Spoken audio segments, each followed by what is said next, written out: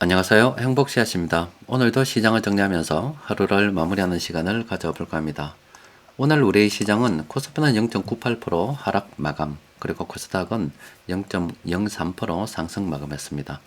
시장 수급에 들여다보면 코스피에서 개인들만 순매수를 했고, 그리고 코스닥에서는 기관들만 순매수를 했습니다. 업종별로 들여다보면 외국인하고 금융투자하고 거의 비슷한 업종 이렇게 순매도를 했고, 그리고 그 아래쪽으로 보면은 기관들도 이렇게 순매도한 업종들이 제법 있습니다. 그리고 규모를 보면은 대형주 쪽 이렇게 매도가 많았고, 오히려 중소형주 쪽으로는 외국인하고 기관들이 순매수를 했습니다.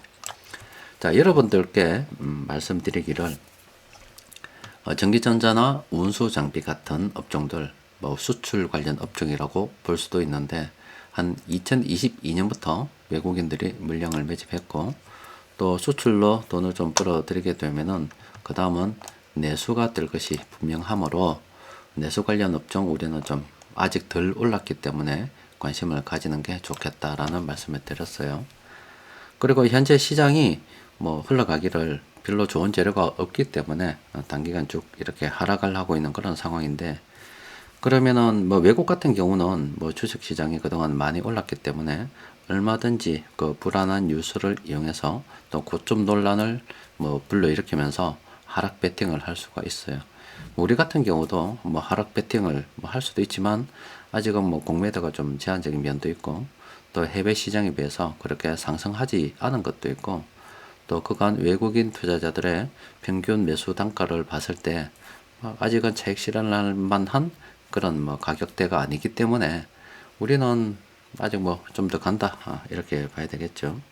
또 그리고 이제 AI 관련 테마가 하나하나씩 뭐 나오기 시작하는데, 이게 무르익으려고 그러면은 시간이 한참 걸리겠죠.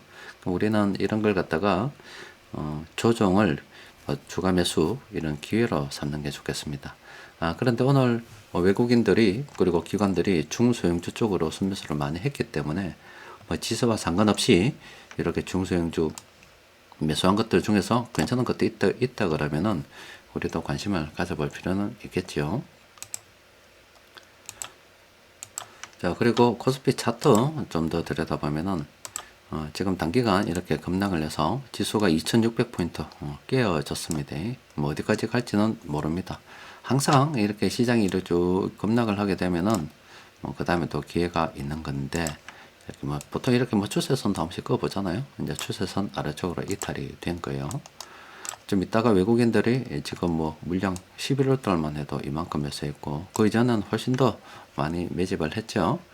이제 지금 나가서 외국인들이 평균 매수 단가도 얼마 안 되는데 어떻게 차익 실현하겠단 말이에요. 그러니까 외국인들이 다시 매수를 하게 되면은 그때 우리 긍정적으로 좀 봐야 될 것 같고, 일단 오늘은 중소형주 쪽으로 해서 관심을 좀 가져보는 게 좋겠죠. 자, 세력들이 공통으로 매집한 종목이 10개 종목이 있습니다. 좀 들여다보면은 일단 이왕 같은 경우는 단기적으로 많이 올랐습니다.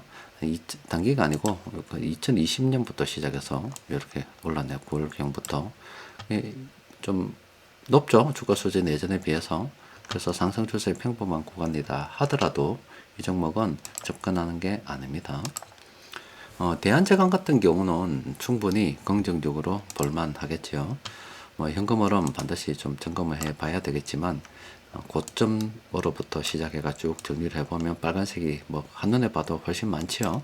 그리고 사실은 대한제강은 모르겠어요. 이거 현금 흐름만 괜찮다 그러면은 오늘 이렇게 매수를 해도 되는 그런 지점이 아니었을까 싶습니다. 이 종목은 관심 종목으로 등록을 하고서 연구를 좀 해봐야 되겠죠. 그리고 더존 비중도 괜찮습니다. 예전 이 고점 이렇게 부근을 해서 빨간색이 훨씬 더 많기 때문에 긍정적으로 볼만한데, 지금은 단기적으로 좀 너무 올라 버렸습니다. 조금 더 당겨서 이렇게 들여다보면은 지금 이때 어떻게 들어갑니까? 차라리 이 이후에 요 좋은 구간들이 있었고, 그러면은 요 기간 동안에 예전 빨간색 요 부분부터 시작해서 세력들이 매집한 세력들이 있고, 요 기간에도 판 세력들이 있을 거고, 이때 상승할 때 세력들이 그 기간 동안에 매집한 세력들이 다시 매수를 하게 되면은 충분히 이 지점 부근에서 긍정적으로 검토해 볼 만한데 지금은 이렇게 어떻게 검토해요? 지금은 검토 못합니다. 그런데 관심 종목으로 등록을 해두고 만약에 다시 또 이렇게 쭉 하락을 하게 되면은 그때는 좀 긍정적으로 봐야 되겠지요. 그리고 DNF 같은 경우는 마찬가지로 좀 상승 추세 평범입니다만은 보유하고 있는 사람들이야 뭐 좀 더 보유를 해볼까 말까 생각을 해볼 수도 있겠지만 신규로 이걸 어떻게 들어갑니까? 들어가기 어렵습니다. 이 종목도 어떻게 신규로 들어가요? 못 들어갑니다. 이것도 어떻게 들어가요? 이 종목도 못 들어가겠지요. 토니모리도 지금 현 시점에서 어떻게 들어갑니까? 고점이 빵빵빵빵 찍히는데 못 들어갑니다. 한화 에어로스페이스도 이것도 안 되겠지요. 그런데 화성 엔터프라이즈 같은 경우는 뭐 예전에 이때 브레이크 한번 걸리고 지하실을 쭉 파고 들어갔는데 다시 또 브레이크가 한번 걸렸어요. 요거는 이제 관심 종목으로 다시 등록을 해볼 필요가 있겠죠. 그리고 뭐 한 매치 이렇게 세력들이 매수를 했기 때문에 올랐겠죠. 그러면 요거는 이제 조정이 될 때 요 매수한 세력, 뭐 판 세력, 또 다시 매수한 세력이 팔았다가 다시 매수를 할 때 요 지점에 긍정적으로 우리가 총을 한번 쏴봐야 되겠다.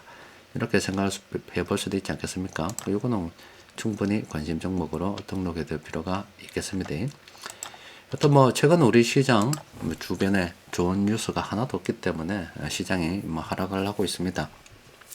늘 말씀드리듯이 단기 투자하시는 분들은 지금 뭐 투자할 데가 전혀 없는 그런 상황이고, 장기 투자하시는 분들은 이거는 충분히 조정으로 보고서 또 어떤 종목이 괜찮나, 또 그동안 내가 사고 싶었는데 날아가는 바람에 못 샀는데 관심을 좀 가져볼까, 이런 그런 고민들을 해야 될 거고, 자기가 어떤 관점에 따라서 또 자기가 운영하는 돈이 어떤 성격을 띠는가에 따라서 좀 장기적으로 운영할 수 있는 돈인지 좀 짧은 기간 운영할 수밖에 없는 돈인지 그런 거에 따라서 자신의 상황에 맞게 판단을 해야 되는 거고, 또 시장이 지금 뭐 이상하니까 궁금해서 여러 가지 시황 관련 뉴스들 많이 들여다보는데, 항상 들여다볼 때 주의해야 될 점이 그 사람이 이야기하는 게 나의 투자 성향과 일치하는가 일치하지 않는가, 내가 참고를 해도 되겠는가 아니면 무시를 해야 되겠는가, 요것들도 좀 판단을 해야 되겠죠.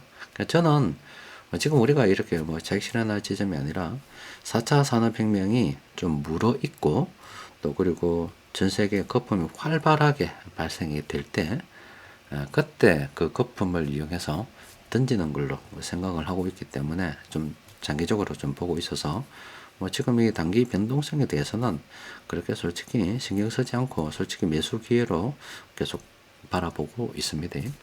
일단 뭐 휴식 투자를 조금 길게 보고 가야 되는 거고, 짧게 하루하루 등락에 이 목숨 걸다 보면은 수명 짧아집니다. 조금 쉬어갈 땐 좀 쉬어가고, 또 그리고 시장 상황 들여다봐서 조금 내 상황에 맞게 이용할 수 있을 때는 이용도 좀 해야 되는 그런 투자 전략이 필요하겠죠. 자, 오늘은 여기까지 정리하도록 하겠습니다. 이상입니다.